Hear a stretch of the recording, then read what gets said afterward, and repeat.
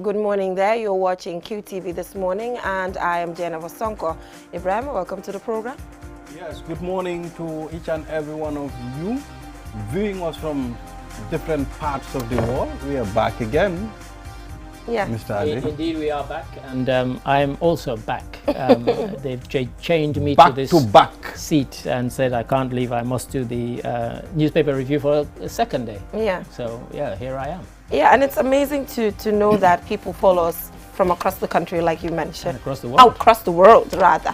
You know, Yeah. Senegal, you know, Philippines. Yeah. You know, United States. Exactly. Democratic Republic of Congo. Oh, are you sure? Yeah. Nigeria, Abuja. Are you sure about that? There was a time someone sent me a message from Abuja. He said, I am watching you from Abuja. Oh, nice. Nigeria. Nice. Cool. Nice. And somebody contacted I me. wonder how did my number get to Abuja? Oh, Yeah. you never know. Hey, gosh. Somebody contacted you from From the where? United Kingdom. Oh, nice. And said he watches this show regularly. Oh, nice. Yeah. We and are so- always in the United States of America, especially New York. It's just that we didn't go physically. Yes. We are So, always there. One day. Yeah. So special thanks to all of our viewers abroad. We really appreciate your time, and it's good to know that we accompany you, you know, during this time. Either you're cooking, going to work, or you know, just having some household chores to take care of, and the list goes on. That is the objective of the program, to make sure that it's fun, entertaining, and exciting. So, moving on, African proverb we have today as usual, and newspaper review. Our guest is already here, Adedrami, to help us analyze some of the stories that we have here. And on social issues, we'll be taking a look at the International Visitors Leadership Program, and Lamin B. Sonko, our sign language interpreter for the news, happens to be one of the beneficiaries for this year. So due to the COVID-19 pandemic, they were unable to physically go to the United States to do the exchange program, but they were able to do it online. But I mean, the experience might not be the same, but I'm 100% sure he might be able to share how he was able to get the opportunity, some of the extra initiatives that he just, you know, walked towards to make sure that he gets opportunities as such. It's quite obvious, but you know, hearing it from the horse's mouth is not bad. It's good indeed. Yes. Yes. So one stop water solution. Yesterday we forgot to mention them. And with that one stop water solution, we won't be sitting here. There's no talking life to you. without water. There's no life. So one stop water solution is part of our partners. Thank you so much for being with us since the beginning of this program. And it's right there at Sukuta Highway. Hopefully the numbers will be in front of you shortly, and you'll be able to pick it up and call them and place your orders for all of the things that you need. So what is our African proverb? Right in front of you there. Cool. All right. Do not look where you fell, but where you slipped. Okay. Do not look where you fell, but where you slipped. Okay. Do not look where you fell, but where you slipped. Slipped. Slipped. Slipped. Yeah, As slipped. in slipped. Slipped. Okay. Yes. Meaning, don't look at your mistakes. Look at what caused your mistakes. Otherwise, you may repeat the same mistakes again. All right. I think that one's fairly clear. Yeah. As in literally, you know, you fall and don't think, oh, you know, I've fallen on whatever. What made me make this mistake to put me in the predicament that I'm in? You know, why am I here? For example, you're supposed to be studying for your exams, and all you're concentrating on is the bad results you got. The reason you got that bad result is because you did not study. What you should be looking at is the fact that you did not study for the exam, not the fact that you failed. You know, why did you fail? Look at the cause of why you're in the predicament that you're in. Right. So, Right. yeah. Do you believe if there were no mistakes, there won't be success? Not necessarily. I mean, mistakes help us to learn. Yeah. Because they always say that if you make a mistake and you learn from it, that's a good thing. If you make a mistake and you don't learn from it, then you will repeat that mistake. So they can help us to learn things, and they can help us to learn in life. But there are some people who've been very lucky in life and they've been successful. Not everybody, but many people who have been successful have made mistakes and then they've corrected their mistakes. But there are people who they've just been lucky, and you know, whatever they've done, they've been able to succeed. No matter how lucky others are, some are very unlucky too. They keep Well, doing this is mistakes. true. This Yeah. is true. I mean, you find people who make mistake after mistake after mistake, and I guess it's what we're saying, that perhaps they don't learn from it. You know, they keep thinking, oh, I've got a brilliant idea, I'm going to take it to market, for example. And then you think, yeah, but have you studied where there's a market for it? It might be a brilliant idea, but does anybody want it? And so, you know, you keep coming up with brilliant ideas that nobody wants. But in those instances, maybe you're not taking it to where it's needed, because when you're coming up with businesses, it has to be a need for people to accept it and buy it. Yes, you're satisfying a need, or you're providing a need that exists, and if it, you know, if it's not there, then yeah. But gentlemen, do you believe in luck? That's a good one. No. You don't believe in luck? No, I mean, there are instances where things happen and it's just pure luck. Some things are so extraordinary that you almost can't believe them because it's a stroke of luck. Yeah. So I think everybody can have a stroke of luck once in a while. But if you mean as a kind of continuing thing, you know, somebody is successful and they say, God, that guy is really lucky. Yeah. You know, and you know, there was a famous scientist, and you know, people kept saying, you know, you keep getting lucky with all these discoveries you're making, and he says, you know, it seems like the harder I practice and the harder I think about things, the luckier I get. He was making jokes about the people saying he was lucky. He wasn't lucky. It was because he was, you know, striving hard to come up with different things. And that's why it was coming up. But to other people, it might seem like luck. Yeah. You know? Well, I don't know. Sometimes I believe in luck, sometimes I do not. Yeah. Because you know why I feel like I believe in luck sometimes? Because sometimes there are applications that I apply for and I'm so eligible. I actually see myself, I fit in. This is me. This is so me there. And it just doesn't happen. Once, twice, thrice. The same thing. So sometimes I'm like, maybe this is just based on luck, not maybe the hard work that you put in when it comes to what you do. That is why, for me, luck does exist because of opportunities that I get to miss, that I feel I fit in so much. Right. I don't know if you get what I'm trying to put I do, but I mean, for me, every time I've applied for something, if somebody else gets it, I just kind of console myself and say the other person was a better candidate. So I do the same. I do the same. But also the argument is that if you make yourself believe that person was a better candidate, then you're also suppressing your self-esteem in a way. Not really. I mean, I went for a job where it was quite strange because I was actually head-hunted for the job. Right. But it turns out they had head-hunted 2 of us. Okay. So in the end, about 25 people applied for the job, and it came down to the final 2. And I remember when I was leaving, I actually saw the other guy, and you know, I realized that because they had a series of interviews, and so they had told us that on the final day, after about I think 3rd or 4th interview, there were just the 2 of us left. And so when I saw the other guy, I realized he was the other person waiting, and I wished him luck. And in fact, he got it. He got the job. I didn't. Sad to say, he was sacked 6 months later. At some point, 6 months later. But he did get the job. At some point, when you look at it, you can say there is luck. I mean, luck exists.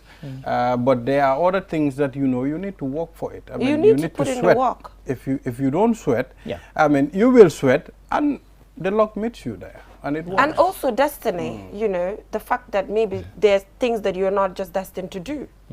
I know sometimes we talk about this thing, people are like, oh, that's, no, but it does exist. They're just certain things you're not supposed to do or have. The proverb we have in Sierra Leone, say that water winner for you, other person who drink. What is meant for you is meant for you. Is meant for you, not for anybody else. Yes. So, but we use like water as the water, and when it's time, it's only you. When it's time for you to do certain things or benefit from certain things, then you will get to do it. So I think luck exists, luck doesn't exist. For me, it's all about the time, the right time, and it's the best for you when you do it. You will excel in it.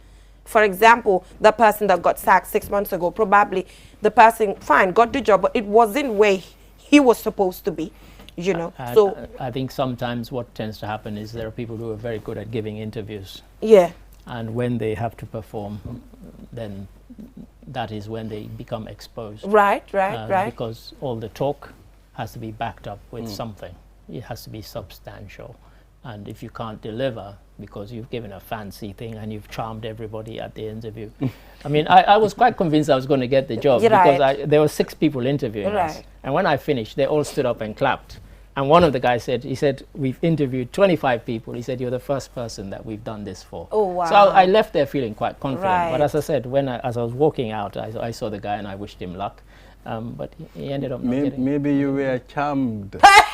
No.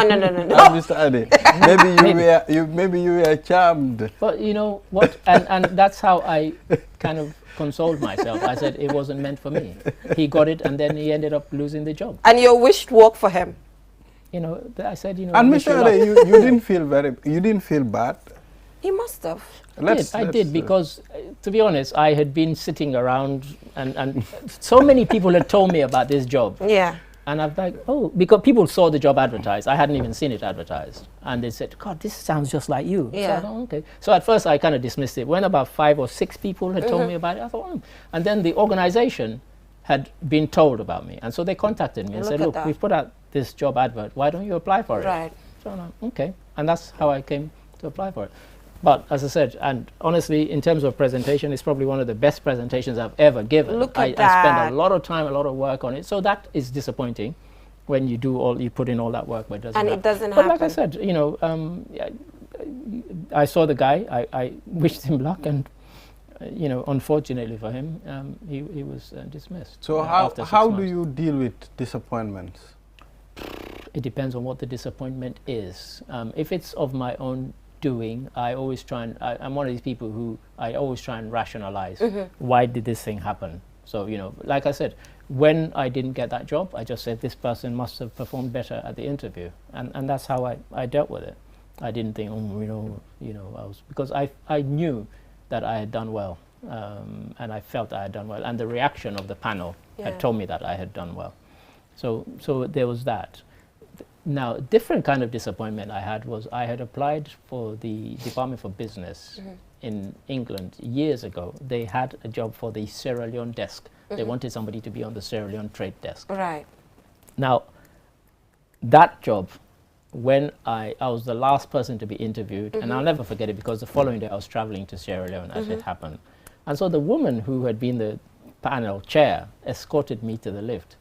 And she said, you were brilliant. She said, I think you've got the job. Oh, wow. So I'm like, okay. So I went on holiday for 4 weeks. I came back and I found I didn't get with the job. With the confidence, if I just get know, there, it's hard. my job I'll come is back, there. the job will be waiting for me. But the funny thing was, the person who they gave the job to then contacted me to say that she had been told that I was a really good candidate and could I brief her about Sierra Leone. Really? I swear, I'm not making this up. To that extent? To that, I am not making this up. And what did you do? What a disrespect. I told her to go to hell. She should. Straight. Oh, really? Like no tone. Like because the just panel straight. had actually given her my contact details and she contacted me and she said, you know, and I'm like, Are you for real? I thought it was a joke. I was like, I Maybe didn't get the Mr. job and Ade, you're telling me I should brief the person who got the job? Maybe they were given a chance to the women. No. Oh, well, let's not get into that. I don't think it was that. They said I need that. another debate. But Yeah, no. But you know, they actually anyway, said that because I think we've already spent about 16 minutes on the African on the proverb. proverb, yeah. So we have Right. to go for a short break. And when we come back, we will take a look at the newspapers. We'll be right back. Right. So what did you do? te ndox mu set dafa bokk ci dunni doomu aadama te biir kat amul seetu waral na lépp lu fay dugg dafa war a doon li nga xamante ne ni lu indil doomu aadama bi loraange ci wàllu wér gu yaram One Stop Water Solution Limited ñu ngi fii ci biir réew taxaw temm fexe pour gis ne doomu aadama bu ne di nga naan ndox moo xamante ne ni ndex mu sell te wóor la ndax indil nañ leen ay xeetu filtres yi nga xamante ne ni mun ngeen koy jëfandikoo ci seeni pompe yi ci biir réew moo xam booxool ngay jëfandikoo wala pompe nawek yi ne bépp xeetu filtre bi nga xamante ne ni dina la indil wér gu yaram musal la ci loraange amal nañ leen ko ci biir réew am nañ 10-inch filter set of 3 bii nag ñett lay àndal bu ci ne ak li muy liggéey bokk na ci 5 micron pp sediment filter bii nag mooy segg ndox mi ba mu set génne fa lépp li nga xamante ne ni warta ànd ak ndox moomu bala nga koy jëfandikoo gak granule carbon filter bii nag mooy segg génne lépp lu xeetoog chemical ak organique yi nga xamante ne ñoom ñoo nekk ci biir ndox mi sellal ndox mi ba waral mu soppi li nga xamante ne moom la ndox mi di saf mu soppi cafin gi def ko ndox mu sell te óor CTO block carbon filter bii nag du yem rek ci segg ndox mi sellal ko ba mu sell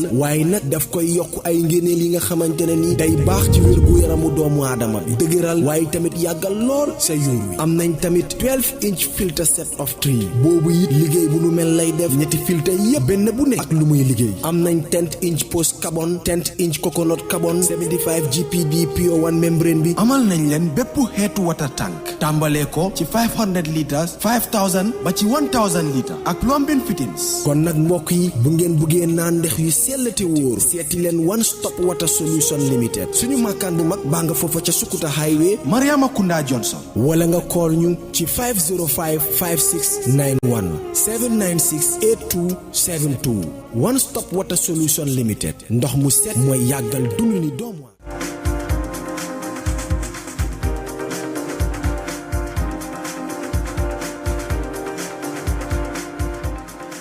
Back from that short break. If you're just tuning in, you're watching QTV this morning. And from the African Proverb, now we head right on to the newspaper review. If you've missed anything, if you're just tuning in, you can catch up on our Facebook as well as our YouTube pages to take a look at our African Proverb. Yeah. And I think it's important that people get to comment on these things just to tell us probably what their interpretation is. And they do, and they frequently yeah, do. they do. So keep it coming. We will learn from it. Yeah, of course. Yes, so newspaper? Yes, this is the Foroya Legislative Caucus elects majority and minority leaders. All right, and of course, Heritage Agro-Business Farmers sign contract cooperation. Finance Minister calls for implementation of global shield against climate risk. And of course, 78% of Gambians view anti-corruption constitutional amendments critical issues for 6th legislature. And the editorial, the lesson from the British Parliament and the French election. Yes. All right, so here we have that the Birkama Area Council Chairman, Shirifo Sonko, challenges UDP ahead of 2023 local government election. And also unsuccessful National Assembly contestant reacts to zero nomination of Christians in Parliament. And 15 suspect in drug law enforcement agency network. And Gaddafi warns against giving money to deaf beggars, as well as the Gambia elected to UN Commission on Population and Development.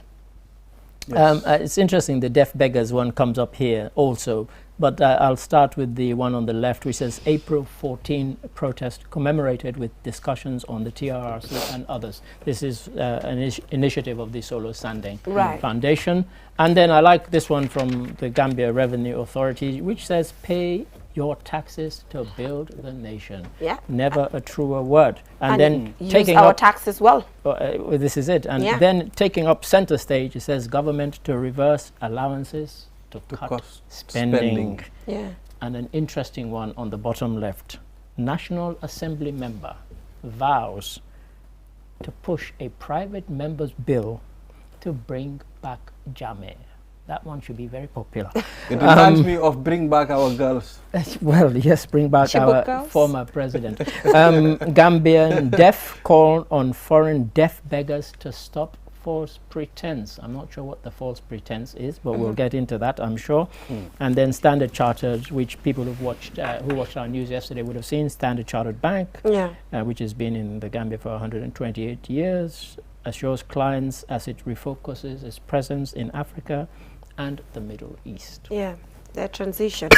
Yes, so when you just came in, I was quick to talk about, you know, that headline, Ibrahima, that has to do with the farmers, agro-business heritage kind of thing, where they're going to have like a digital platform where all of this agricultural chain is clearly spelled out and making it easy for people to do what they have to do. Sure.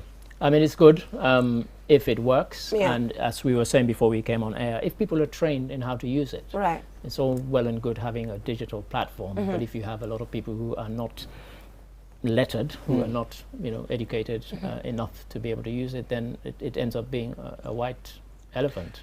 When I saw this, I said to myself, I mean, considering most of our farmers in the Gambia are not lettered, as you mentioned, don't you think it would be very difficult? I mean, except if they go through a proper sensitization on how to use it. More than sensitization, proper training. You know, how to use it, how to get your goods on there, how to get paid for putting your goods on there. It's not a simple process, and it will take some training. But if it works, it will be brilliant, because then people can both buy and sell stuff, you know, by using sort of digital means, which, you know, the world is moving towards, you know. And, you know, maybe we should do a special feature on this on QTV to further understand if it's targeting here or it's targeting people from abroad, as in buying some of these raw materials that we have here, like the cashew nuts and all of that.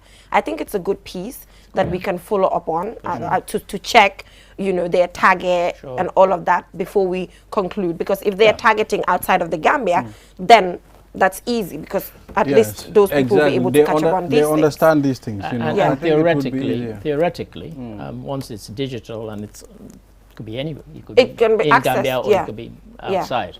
So yes, but there might be like a main target. Yes. Yeah. But having said that, the person selling, the farmer selling, still needs to be lettered, instructed to understand in how to use it to benefit from it. Yeah, but they can also have a channel whereby maybe there's a structured secretariat that helps with that, where they just have to tell them what they have to offer. Yeah, and I all think of it's that. one worth delving into, because it's you know, as I keep saying, it's a very good one if it works. It'll be brilliant. If it works, So the chairman of the Brikama Area Council, Sheriff Sonko, challenges UDP ahead of the 2023 local council election. You know, he was with the UDP. He came in under the UDP ticket, and later he decided to switch to the NPP. We can remember there was a point in time at the National Assembly, they actually to the courts, actually. He was taken to the courts actually say that because he actually moved, then he should be removed as the chairman of the Brikama Area Council, and that was not the case. So it seems party is separated from when a member is already elected. That did happen. So now, going under the ticket of NPP, do you think really he's at a very good footing to achieve what he wants to achieve? I mean, it depends. I mean, I'm not sure what the challenge is that he's throwing down to UDP.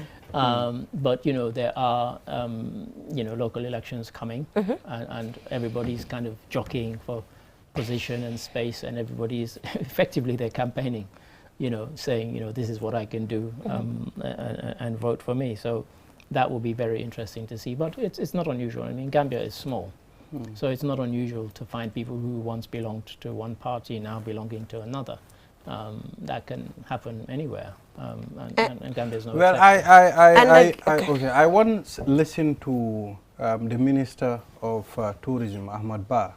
He said if a person wants to cross carpet to NPP, as we call it, you will have to resign from your current position. For example, you are a National Assembly member, independent candidate. You will have to resign, and you do a by-election. You know, if you are qualified, then NPP can take you and you represent your party. But I don't think that's the case. It's not the law, but I've always believed it should be. Because if I vote for you under NPP, and then tomorrow you tell me you want to switch to UDP, for example, I didn't vote for you as UDP. I voted for you as NPP. Why should you switch? I voted for you and for the party. And so I've never believed that people who cross carpet should retain their seats. They should. Really? It's ridiculous. Because you vote for the individual and for the party. If they want to cross carpet, let them stand as independents, and then they can go to whichever party. But don't stand under a particular party and then switch to another. But changes can occur along the way. I don't care. I voted for you when you were under that party. That's what I'm saying. You belonged to that party. I voted for you and for the party and what the party stands for. Why are you switching? To me, I think it's more of a disappointment to those that voted but it's for morally. You. Yes, I mean.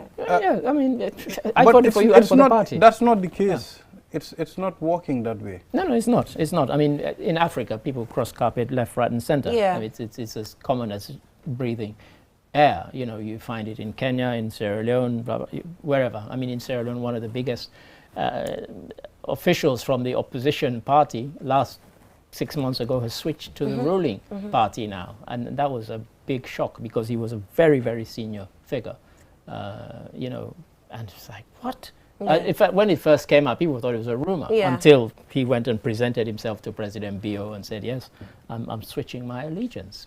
Could not believe it. I mean, and that was somebody very senior. Yeah. Mr. Ade, I think sometimes people switch their allegiance to big parties because they are confident they cannot stand alone. Don't you think that's the case? Yes, I mean, as I was saying, if you switch to a big party, I've got no problem with that. But, you know, switch your allegiance and then stand under that party. If you believe in it to that extent, and you believe that you will still get elected, because otherwise it's fraudulent. But the if you are appointed under one party or elected under one party and then you switch to another, you're committing a fraud against your voters. You know, it is a fraud because, like, looking at it, in Gambia here, when politicians actually are vying for positions under a party ticket, it's not because they believe in the principles of that party. It's because of what is convenient at that point in time. That is what's available. Like, for instance, NPP won the presidential elections.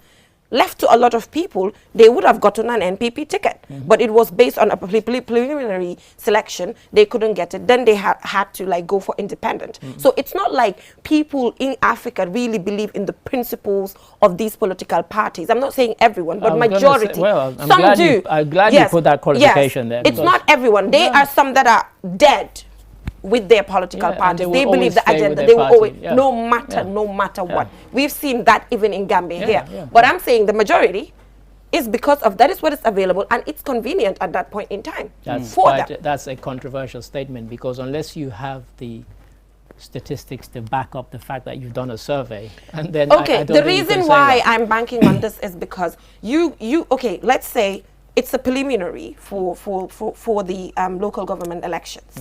And then you, according to yourself, you believe in NPP principles. So because you did not get in, you went for independent. You go for another party. You go for GDC, for example. I'm just giving an example. Or any other party. Just being hypothetical. Yes, just general. Because you don't have it here, you go here. What do you believe in? Just that is something we can bank on. I'm saying, well, what are the figures to support that? At this point in time, we can't say they are figures, but these are things that are established and we see them. I know people say these things, but I'm always. Anyway, maybe the university students can take it up and do a research and do some research. Some research on it. Yes. Because did you have a party ticket? A party membership of a particular party, and then you switched because you felt it was convenient, or you were more likely to get ahead if you switched. I've seen that. It would be good to do that. I've seen that happen. I can't mention the individual name, but in Gambia, somebody very prominent, went for a preliminary, did not make it under a party ticket. Later, the person had to go and be a party leader for another political party, and they have quite different views. What I'm saying is, I'm not saying it doesn't happen, but to say most. I think that's why I think the controversy comes, because I think you'd need to have statistics to back up saying most, all right. Meaning what? But maybe a many, but perhaps not most. I don't want to get what. So anyway, unsuccessful National Assembly contestant here is saying that zero nomination of Christians in Parliament is undone. There are no Christians in Parliament. Their voices are not there. As we speak, and as we know in Gambia here, Christians and Muslims coexist, intermingle. Yeah, we are all related. So that's what this particular National Assembly member is trying to put across. Yes, I mean, and I think they're raising it because when it came up that none had been elected, there were suggestions that the president should appoint at least one or two Christians in his nominated members, but I'm not sure whether the Christians would accept that, because they would think it was being a tokenism, that you're just one or two, just to say, oh, we've got one or two. I think what the political parties need to do is to look at themselves and say, why are we not choosing Christians? And the electorate needs to look at themselves and say, yes, we might be a Muslim majority electorate or constituency. If my party chose a Christian candidate, would I still vote for that person? For me. But, I don't think... I think some of these comments are hypocritical. Yeah. That's how I feel. You know why? We had Christians I know of a Christian that stood. Christians, in fact, they weren't voted, and these are Gambians. We had a person with disability, Sani Mentoring constituency. Now you're saying there's none. Why didn't you vote for that individual? Look, so I don't know. Well, not enough people voted for Yes, them, I think at some point you got it right. It's hypocrisy sometimes. I mean, some of these comments. I mean, we have Christians who contested for the elections. I mean, I can remember even when you look at the case of Busumbala, Samuel Mendy was there. Samuel Mendy stood for Busumbala constituency, and at the same time he was not voted in as a National Assembly member. Yeah, sure. But also the nomination, I think they should have just tried to at least nominate 1 or 2 Christians and see if they will reject or not.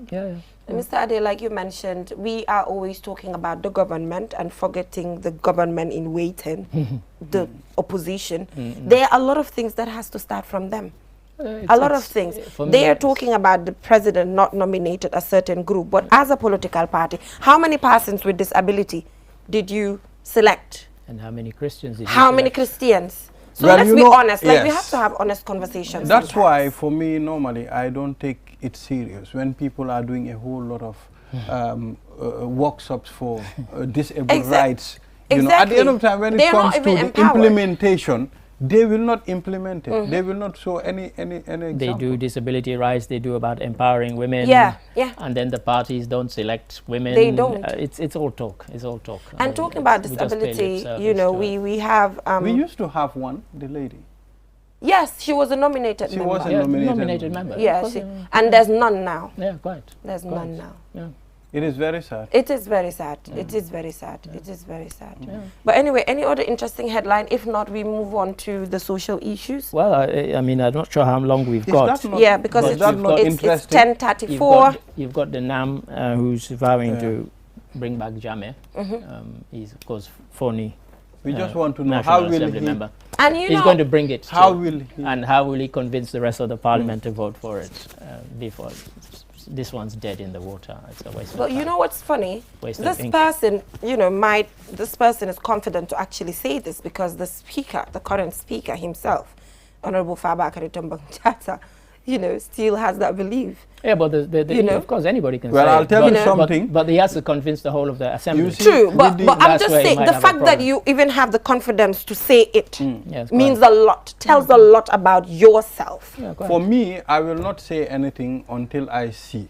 Because what happens is, anything can happen in our present political and in life situation. Yeah, right. Anything can happen. Right. And you know, for somebody who is a relative of a victim of Yahya Jammeh, this is an insult. It is. That's why I'm saying the fact that people keep saying bring him back. Yeah, bring him back to lock him up, maybe. Yeah. But that's the only reason. And the speaker for the saying that, the speaker of our National Assembly. You know, these days, everybody challenges elections and says they're fraudulent. So I'm not surprised that Fabakary Tombong Jatta is saying that the last one was manipulated. The manipulation of the person who actually nominated you. All these things, I think about the victims. Of course, and we have to. Because I think when people say these things, they're forgetting about the victims. Right. And they talk as if Jammeh was some benign figure who was very good for the country. Nobody's saying he didn't do any good. But I think the bad far outweighs the good. It does. Far outweighs. So before we leave, it seems your glasses are from Opticalia. You know, I have a strong feeling. I was going to mention, I think it says on the side I think your glasses are from there. And I was going to say, why are you not wearing yours today? I forgot them. I am the only one who didn't get because you didn't go. I think I'll your have to go. Your glasses are there and you didn't go. No, I will go pick them. Okay, you have to go pick them. But as you can see, and everybody has been commenting on how good they look. So yes, they look very good. People at Opticalia. The moment you came in the studio, I said, he looks different. You did indeed, yes. And so thank you for mentioning that. Yeah, thank you so much for joining us. It's always good to have you here. Always something to learn from. Always good to be my here. Go-to person, you know, for things. It's always good to have you here, to be honest. Pleasure. All right, so we'll go for a short break and we'll be right back. Way to receive money transfers from abroad? Well, Q Money and Ria just made it happen. Now you can receive international money transfer from Ria directly into your Q Money account with no additional cost. Once you receive an SMS alert about your transfer, walk into any Q-Money agent across the country to receive your payment for free or use the money immediately to buy credit, Q-Power and other Q-Money services. It's fast, safe and convenient. For more info, call customer care on 133. Q-Money, Sinu Calpe. Terms and conditions apply. Your favorite QCell service has gotten bigger. eFunkanta. Now you can loan bigger credit amounts to make life easier for you. Loan $75 and $100 and pay later. Yes, you heard me right. Get credit loan from $10 to $100 using eFunkanta by dialing *393#. Anytime you run out of credit, whether you want to buy Q-Power, browse the internet, make urgent calls, or send SMS. eFunkanta is the service for you. Dial *393# and choose the loan amount of your choice with no hassle. For more information, call our customer care on 111. QCell, Sunyabus, the pioneers of mobile loan service in the Gambia. We innovate, others follow. Terms and conditions apply. Start and end times for your fast. Simply send prayer to 331 to be reminded of the 5 daily prayer times. Send Ramadan or fast to 332 to be notified of the start and iftar time of fasting on a daily basis. QCell wishes you all a blessed Ramadan. We innovate, others follow.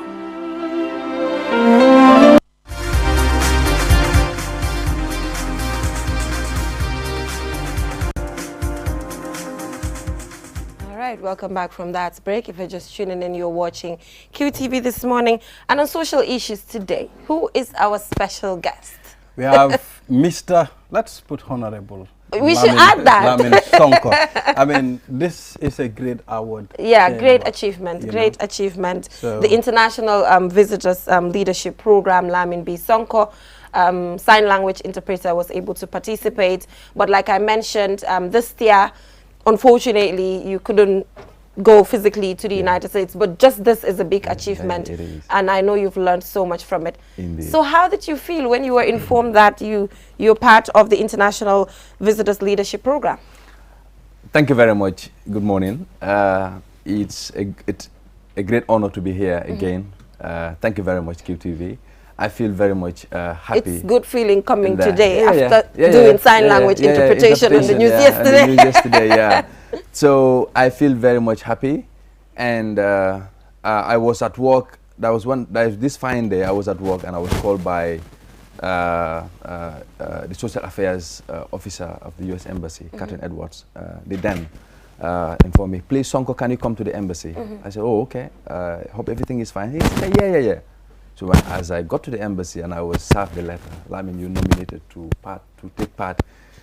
It's supposed to take place last year, but due to COVID-19 and several lockdowns, and that was why we had it virtually. Right. And, so I was very, very happy, and I was left speechless. And then I said, "Wow, thank you very much." And they said, because I've been doing a lot of things for the Gambian persons with disability, especially the deaf community, and they felt it necessary to nominate me to go to US to attend this program. Amazing. Take us through, I mean, after all the training, what have you learned from this? All right. So before that, Lamin comes in, I think Ibrahima, once again, you just raise that so that we take a closer look at the United States. We should read that. Exactly. Yeah, I think we should. What's that? What's written? We should. The United Nations Department of State, Bureau of Educational and Cultural Affairs. This is to certify that Lamin Sonko participated in the International Visitor Leadership Program on Human and Civil Rights of Marginalized Communities. So QTV, I think we should also be proud that Lamin is part of us, considering that we have now introduced sign language interpretation on the news, and we've seen how the deaf community is really appreciating this particular initiative. I think QTV introducing this, I mean, it's timely. Yeah, through obviously his I am initiative. very surprised when I go out at the QCell main gate. The deaf students from the school, if they pass, all they'll tell me, yes! So they watch TV. They do, watch, they do. It's important for them to be part of it. Right. So take us through. What have you learned from this? I mean, how important is this to you? Thank you very much. I've learned a lot of things. First of all, I want to explain what IVLP is. IVLP, it means International Visitor Leadership Program. Right. And every year, close to 5,000 people, visitors, are invited to visit US, and they undergo several workshop activities based on some of the areas that you're working on. And it is not applied for. It is a US Embassy choosing program. And they will look at the country and nominate people and to go for this program. And I think close to 200,000 people participated already, of which 500, especially in the African here, we have over 500 previous leaders and current leaders that have been through this program before. Right. And it is a very, very important program. And this year, having the theme human and civil rights for marginalized communities. You know, deaf people are part of the marginalized communities. And we have them. You know, they are a lot. So if you see some of the participants that attended this year's program, especially in Africa, we have about, I think participants came from 10 different African countries. And countries like Benin, Lesotho, Mauritania, Kenya, the Gambia. That's myself, and I was the only Gambian that participated. Two South Africans and one person from Haiti, Tanzanian, Malian, and someone from Guinea-Conakry. So the program is very, very important, and we touch on several areas. Areas on prisoners, people with HIV/AIDS, and people with persons with disabilities. We touch on persons with disabilities. So especially, but I am more interested on the workshop for the Colorado Denver workshop.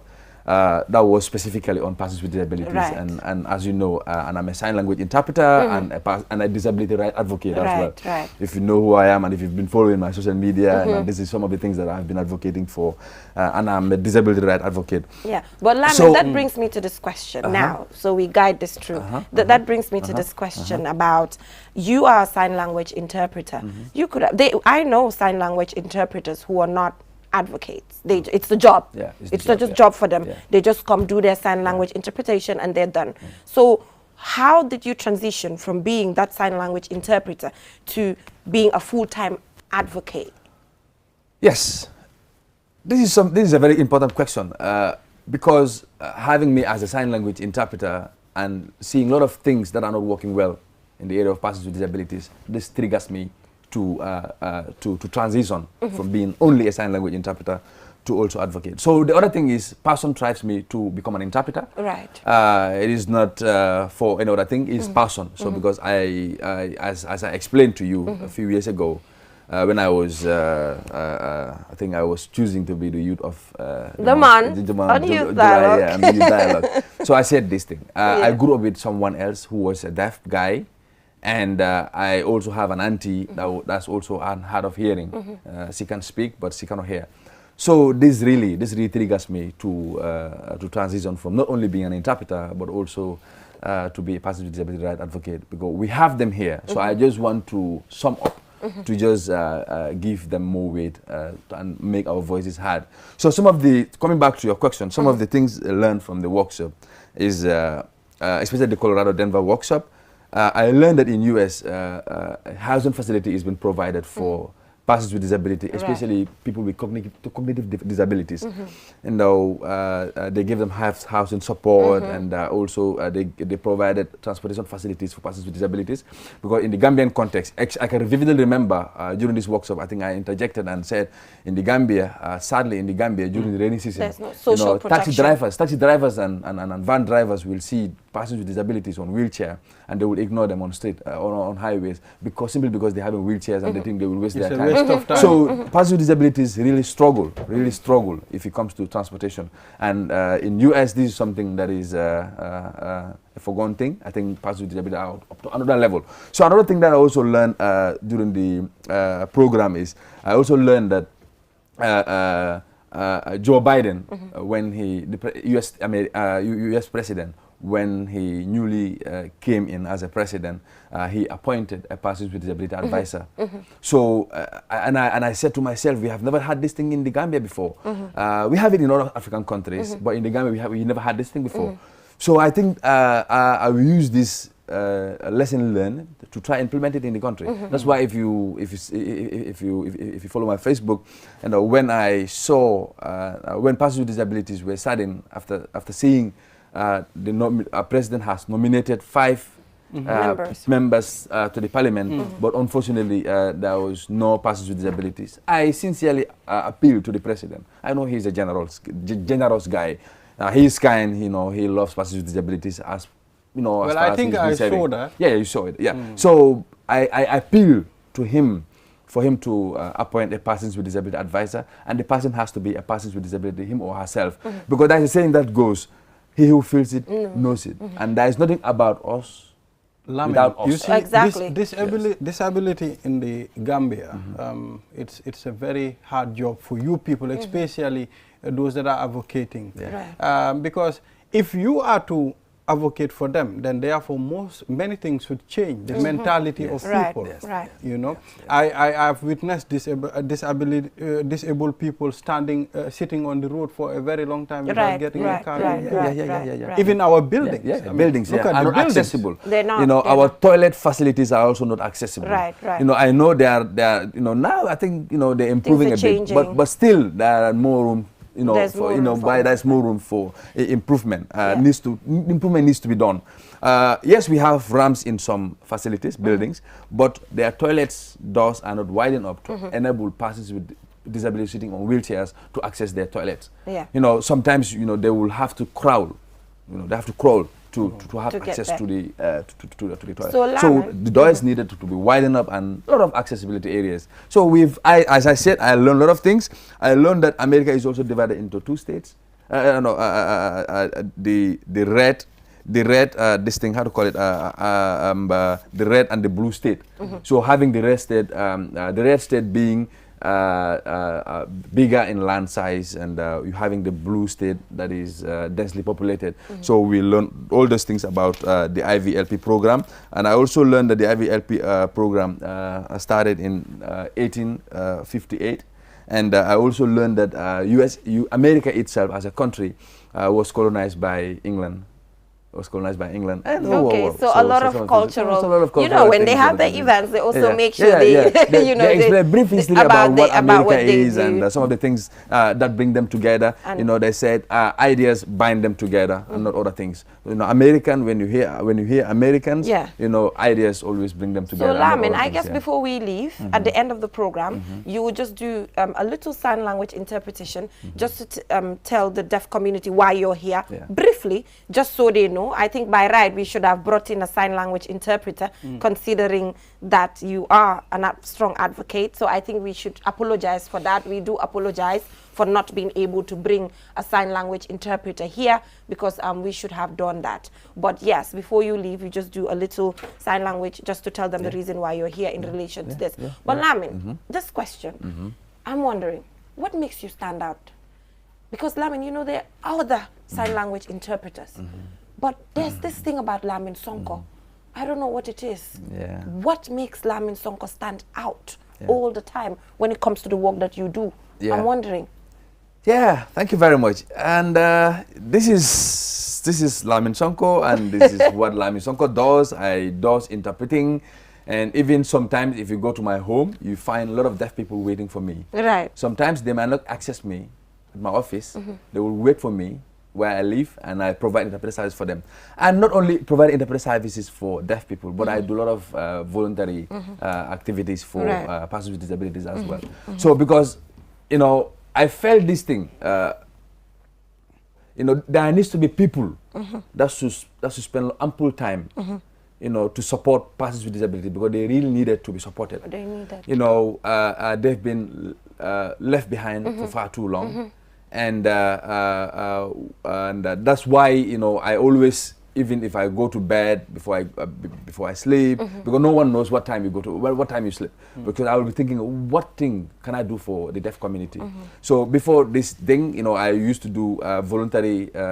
I used to give news to deaf people. I created WhatsApp groups.